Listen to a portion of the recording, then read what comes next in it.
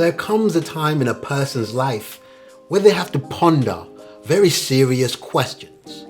Questions so serious that you need to have glasses on. Questions like, is it now time to write my will? We've been together for so long. Is it time to get married? Or maybe it's time for children.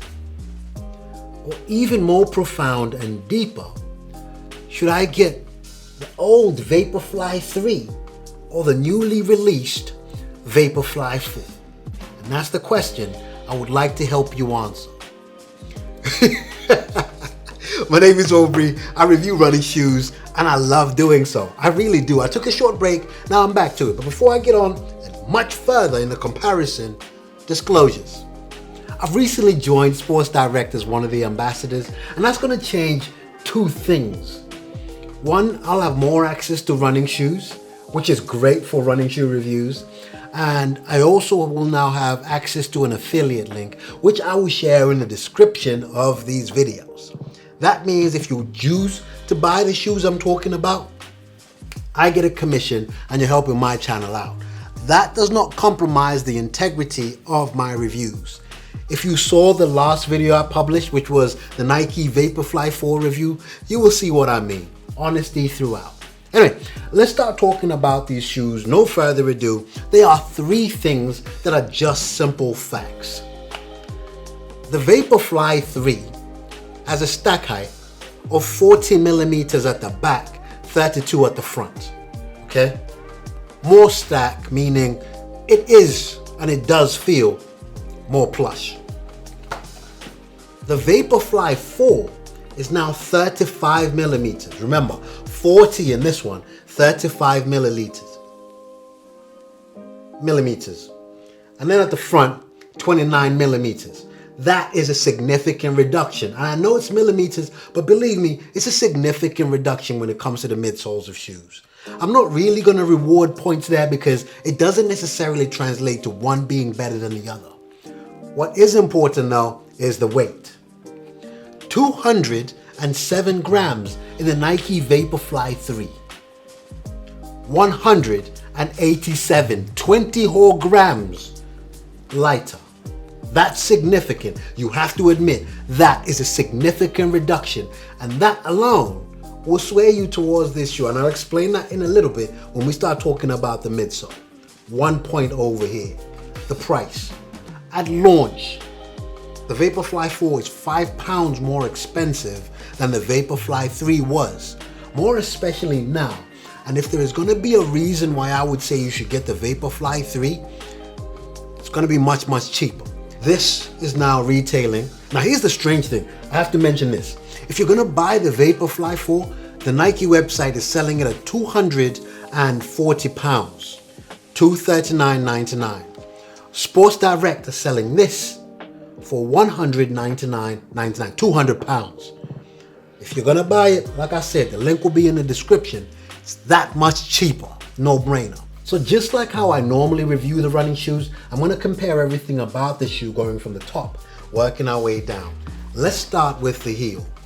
Nothing to really tell them apart. Apart from, in the Vaporfly 4, there is a heel tab. Now, in comparison to other running shoes, it's like not really doing anything, but I actually did find it useful, especially when you compare it to the Vaporfly 3. There is nothing here. The other thing is, running brands have started hiding some detail underneath these. The Puma Mag Max, yes I said Puma, American guys Puma, they put in bouncy AF. Adidas in the Pro 4 put on this too shall pass. I like that.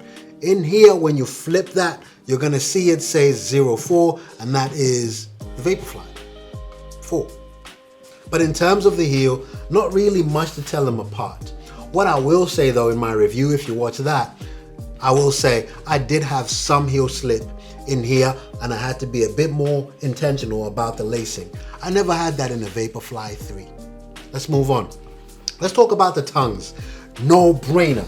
No brainer. Oh, by the way, the score is still 1-1. Heel tap here, no heel tap, no heel slip, cancels each other out. No point. It's still 1-1. In terms of the tongue, It is so obvious and straightforward. The Vaporfly 4 wins in terms of the tongue. The Vaporfly 3 had this weird tongue that you had to twist around and place it simply because the lacing system was offset. I'll touch on that in a little bit, don't worry. But the tongue meant it was positioned very weirdly, and you needed all sorts of scientific qualifications to know how to place the tongue on your foot. They've resolved that here. It's just a tongue. 1 point, Vaporfly 4 for having a well streamlined tongue, padded where you tie the laces, but more normal and an ordinary positioning of the tongue, making this a much easier shoe to put on and fit. Right, 2-1. Let's talk about the lacing system. Like I said, there's gonna be a canceling out each other here. The Vaporfly 3 has those ribbed styled laces that I love. These don't ever come undone when you're running. They've changed the laces in the Vaporfly 4 out of just transparency. They didn't come undone once in my run, so not an issue, but I do have a preference. Therefore, a point over here. At this point, I've lost the scores, so I'll keep a score on the screen, right? However, in terms of the positioning of the lacing system, boom, this was offset. It's cool, it's different. I liked it when it came out, but I do prefer the ordinary. The other thing on the lacing system, when you look at the eyelets here, they're simple. I didn't have any single issue with these eyelets. However, the 4, they have reinforced those, and it's still coming up much, much lighter as a shoe. You see the eyelets, they've got these plasticky things there to reinforce the eyelets. You're not gonna have any issues. It adds to the resilience of this shoe. So for me, in comparison, that's a much better shoe. Right, at this point, it's adding up over here. Right, again, the upper, we're gonna split points. In terms of breathability, you can't argue with me.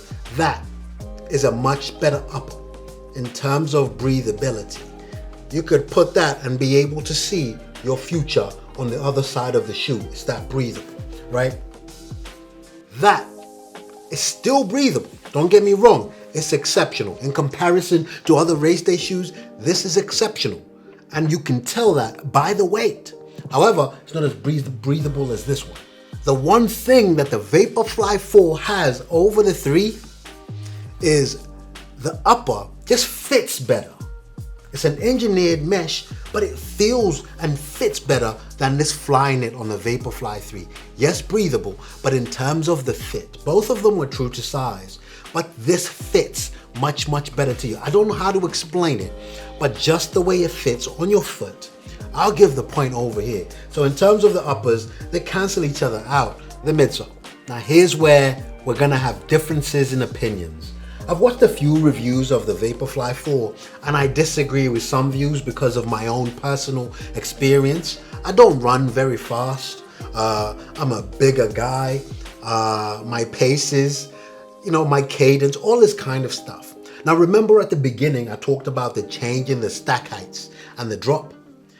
This feels much more fine-tuned for performance than this ever did. The best way to explain it, and I know I'm gonna be exaggerating and flippant in my analogy. If you imagine a max cushion shoe this side and track spikes on this side, okay? The Vaporfly 3 is more this way towards your max cushion. It feels much more plush to me. The Vaporfly 4 is now being fine-tuned towards the training spikes. It just does. It feels much more fine-tuned for speed, for performance, for picking it up a bit more than this. The other thing is how aggressive this plate is.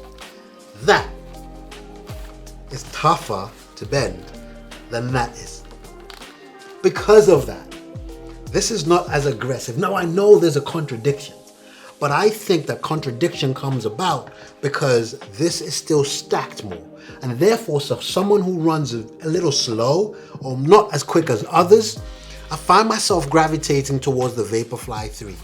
However, I did a nearly 20K 2-hour long run in preparation for my marathon. That ride felt much, much better than the Vaporfly 3 ever did.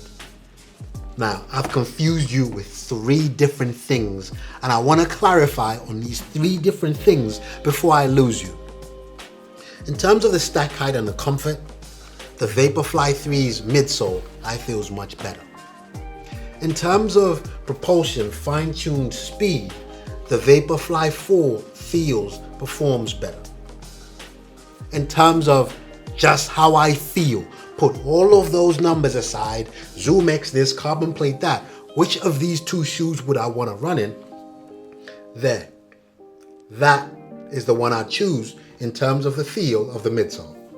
Let's talk about the outsole. Easy winner, that's the Vaporfly 4. I saw reviews and also experienced it myself in terms of the wear and tear in the Vaporfly 3. The key parts for me, because of how I run, are these back parts here. That kind of faded away. And I noticed it even after maybe 30K, 40K. I can see they've been intentional. Now this is only gonna apply for me, so I don't know how it will apply for you because I don't know where on the outsole you're gonna land. Because of this intentional placement of the key landing zones, I love that. And that's only for resilience and longevity of the shoe. However, in terms of the grip, how they deal with terrain, I can't call it. So I'm picking the Vaporfly 4.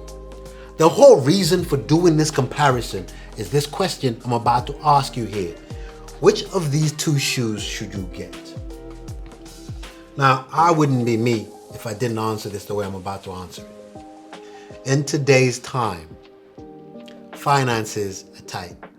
If you can get the Vaporfly 3 much cheaper, there isn't too much to justify the climb. Therefore, my vote is for the Vaporfly 3.